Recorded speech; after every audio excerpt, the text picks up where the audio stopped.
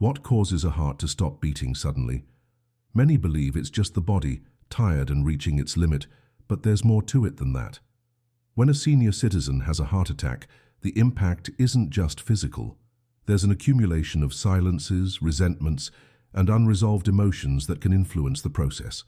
Dolores always said that the body screams when the soul is tired of whispering. That saying sums up well what many seniors experience without realizing it. They don't want to bother anyone. They don't want to worry their children. They don't want to seem weak. And so they keep everything inside. But the heart has a memory. And when the soul's pain can't find a voice, it can turn into chest pain, which arrives without warning and changes everything. Therefore, we need to understand a heart attack as a sign that goes beyond biology. It's also a call from life, asking for attention to what has been ignored for too long. Dolores was never a doctor, but she observed people with a rare sensitivity. She used to say that the heart only gets sick when it loses the reason to beat for something.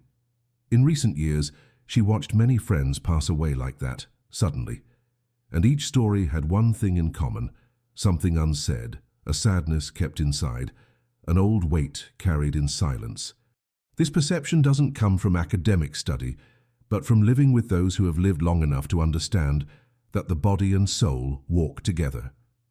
If you've made it this far, it's because you feel there's something important in this subject.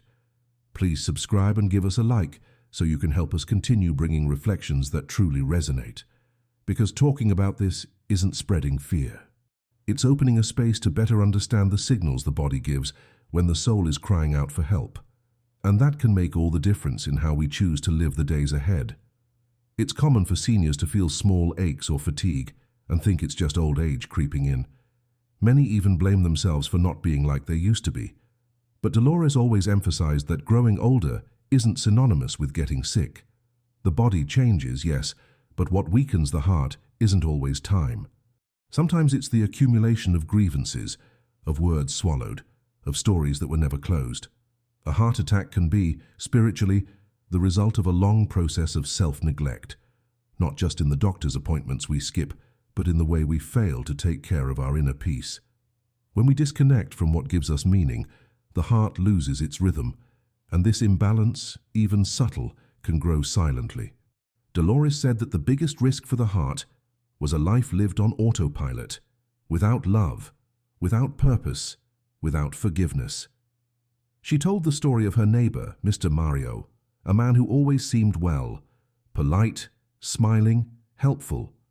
But inside, he carried the pain of losing his wife 20 years ago. He never spoke about it with anyone. He said that men don't cry, that life goes on. Until one morning while watering the plants, he fell without being able to breathe. There was no serious medical history. His heart just couldn't take it anymore. Dolores commented later that his heart attack started long before, the day he decided to silence his pain. This kind of truth isn't in the tests, but in the fine print of life. That's why it's so important to observe what isn't said, what is hidden behind the smile. The soul feels when it is too heavy, even if the body still moves, and a heavy soul, over time, begins to exact a high price. The connection between body and spirit isn't an empty belief.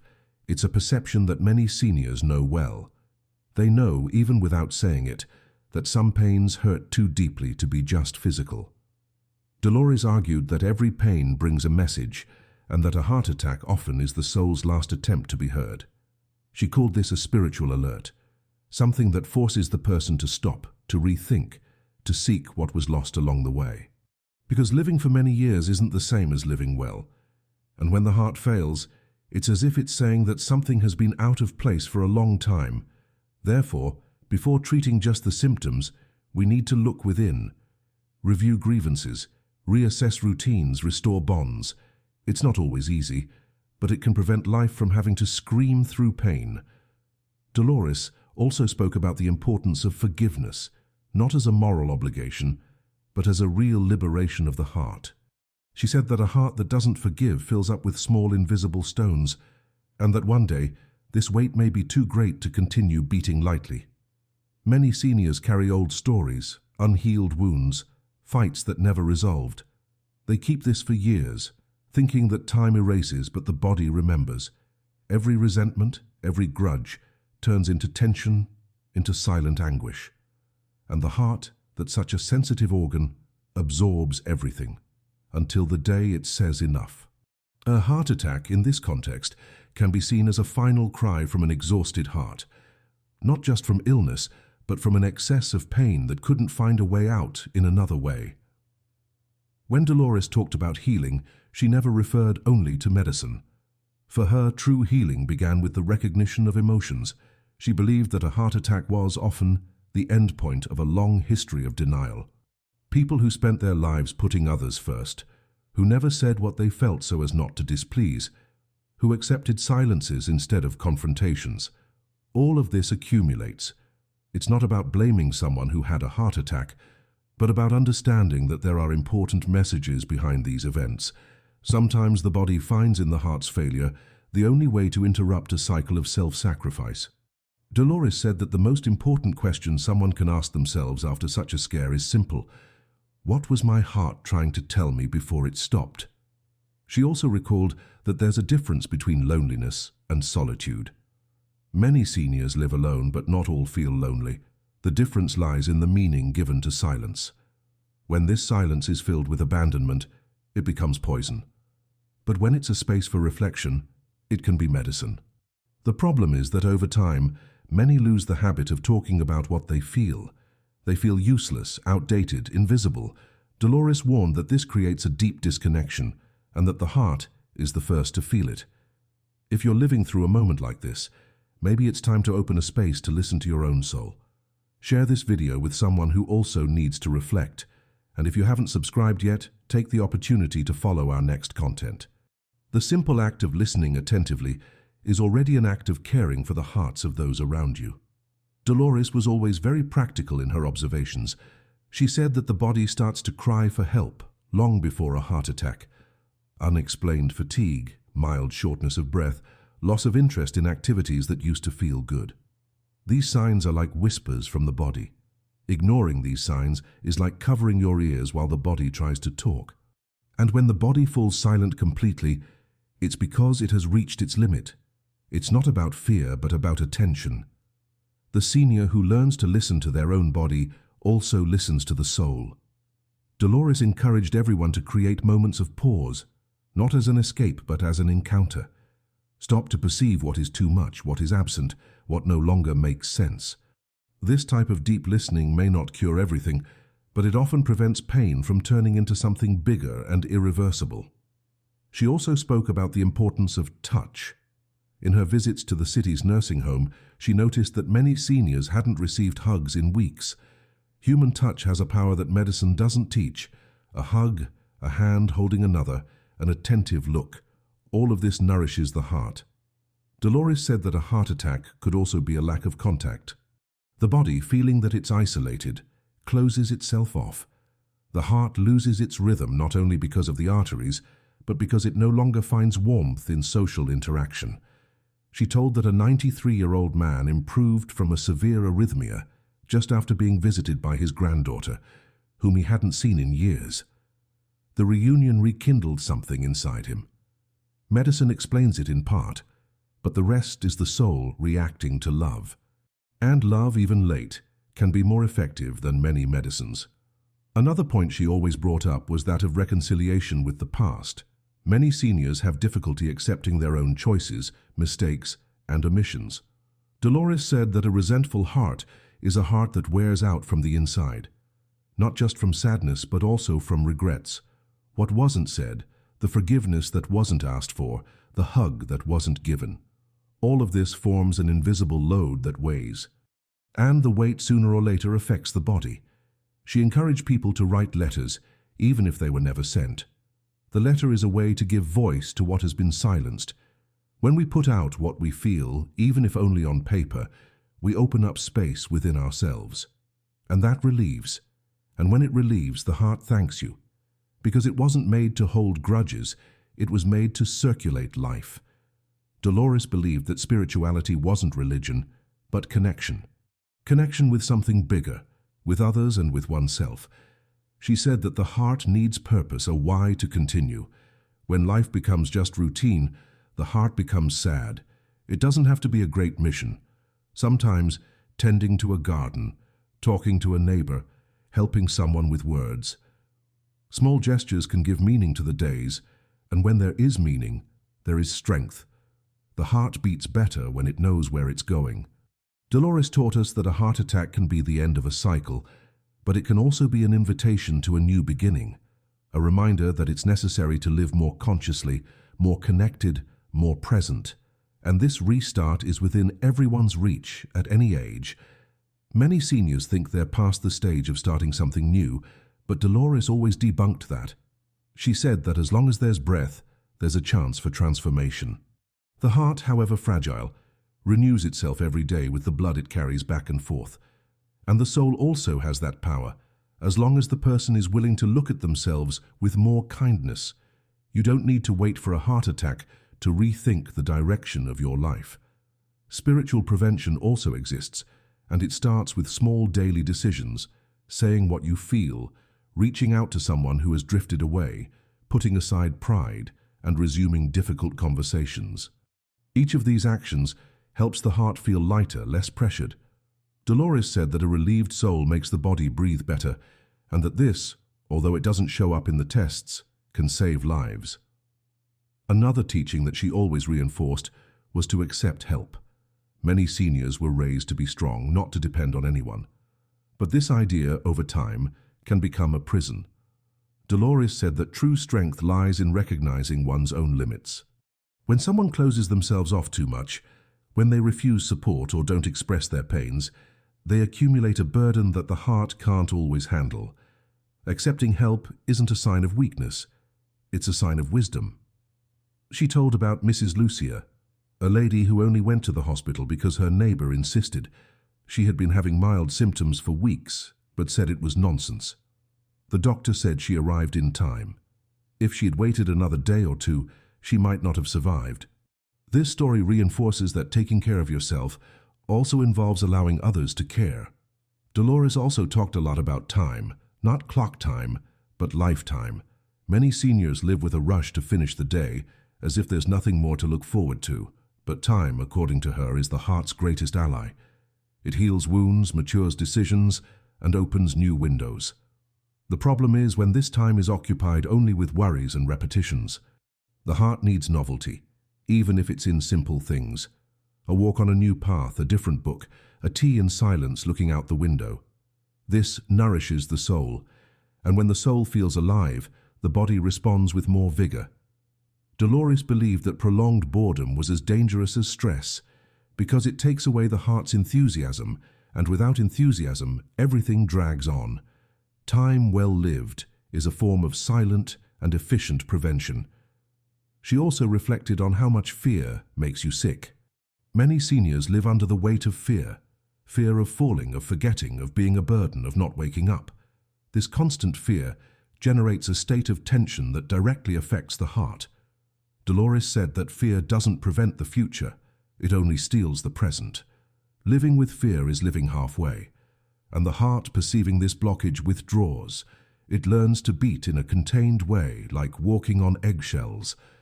But the heart was made to pulsate with courage, even at an advanced age.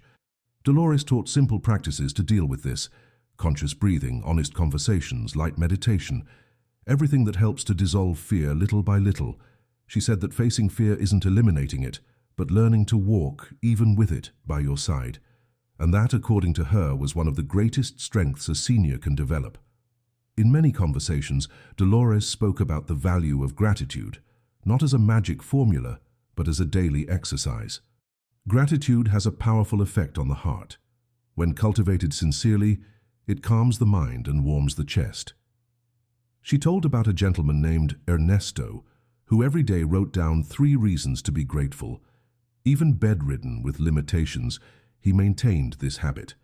And according to doctors, he presented an emotional recovery superior to other patients of the same age. Dolores said that gratitude is a lubricant for the soul. It prevents the gears of life from rusting over time. The heart of someone who gives thanks isn't stuck in the past, nor anxious about the future. It fills itself with the now, with what can still be lived. And this feeling, even subtle, renews strengths that many thought were already lost. She always remembered that no one lives only for themselves. Even in moments of solitude, there's an invisible network of stories that intersect. Dolores believed that the human heart is like a bridge. It connects what we were to what we can still be, and also connects us to others. Each beat carries the echo of our relationships. Therefore, cultivating good bonds is also taking care of the health of the heart. A phone call, a letter, a shared memory, all of this strengthens what she called the invisible musculature of the soul. Because a heart attack, in her view, wasn't just the failure of an organ, but the collapse of a connection. Rebuilding these bridges, even late, is possible, and when we do that, something rearranges itself within us. The heart feels, responds, gives thanks, and starts again, with more lightness, with more willingness to continue. Dolores used to repeat that the body speaks what the mouth keeps silent. This phrase, said with serenity, carried years of attentive listening and careful observation. A heart attack often is the ultimate expression of everything that was ignored. And this doesn't mean guilt, but an invitation to care. She saw the health of the heart as a direct reflection of the health of emotions. When someone begins to close themselves off, to hide their anguishes, to live without hope, the body feels it. And the heart, being the center of emotions, absorbs every detail of this silence. That's why she insisted so much that aging needed to be active, present, with conscious choices. It wasn't about just being occupied, but about allowing yourself to feel. What kills little by little isn't time, but self-abandonment. And a heart attack can be the most radical response to this forgetfulness. She also said that all pain needs listening. The senior who feels heard, even if for a few minutes, gets a new breath. Pain changes shape when it's shared. Many times the chest pain decreases when someone simply asks how you are and listens to the answer attentively. Dolores told that in the nursing home she frequented, there was a lady who lived with chronic pains, but that on conversation afternoons she completely forgot the symptoms. Doctors were surprised, but Dolores understood. The body responds to listening. When the soul finds space to exist, the heart relaxes. Pain doesn't disappear but transforms. And when it transforms, it stops weighing so much. A heart attack in this sense can also be avoided with words. With listening, with empathy, with real presence, simple things but deeply healing. Another important point she raised was the reconnection with the meaning of life. Many seniors enter a state of waiting, as if life has stopped offering news. Dolores said that the heart needs direction, not just beats. Having a reason to wake up, a small daily mission, changes the rhythm of the body. It can be taking care of a plant, writing memories, helping a neighbor. Any gesture that tells the soul that it still matters. A heart attack, according to her, arises when the heart no longer sees purpose. It gives up, and a discouraged heart is a vulnerable heart. Giving meaning to the days is strengthening this organ from the inside out. It's telling it that it's worth continuing. Therefore, even in difficult phases, seeking something that brings meaning can be the key to avoiding not only illnesses, but also the emptiness. Dolores wasn't an expert, but her wisdom was made of listening, of living, and of caring for others. She didn't talk about spirituality as something distant, but as a daily practice of reconnection. Spirituality for her was remembering that life is bigger than the problems, and that everyone carries within themselves the strength to start again. A heart attack, seen with this look, can be a warning to return to the essential. To look with more love at the body, at the soul, at the relationships. It's a limit imposed by life itself to call attention, and whoever understands this call has the chance to change, to transform not only habits, but also feelings and thoughts. Dolores said that the heart is wise. When it hurts, it's trying to wake us up, and whoever listens attentively to this call can find a new path ahead. Over the years, she saw many people reborn after great pain, some of them even after a heart attack, not because the pain has been welcome, but because it was taken seriously. Dolores accompanied people who changed their diet, others who resumed old passions, some who simply learned to say no, and each of them started to live with more lightness. Life doesn't need to be perfect to be good. It just needs to make sense. And when it does, the heart responds. A heart attack, despite being scary, can be the beginning of a new way of living. A more conscious, simpler, and truer way. Dolores always said that the soul doesn't want much. It just wants space to exist. And when this happens, the body thanks you, the mind rests, and the heart, even wounded, learns to beat again with hope. If you've made it this far, know that this listening is already a big step. Allowing yourself to reflect on your own heart is an act of courage. Maybe you know someone who needs to hear this. Share it. It can make more of a difference than you imagine. And if this content made sense to you, consider subscribing to the channel. Dolores left us this legacy of attention, of care, of deep listening. She taught us that aging with awareness is a form of wisdom, and that the heart, even hurt, can find new rhythms to follow. Sometimes all it needs is for someone to take it seriously, to listen to its signs, to respect its silences, to understand that each beat carries more than blood. It carries history, emotion, memory. And that's why taking care of the heart is, above all, taking care of one's own life.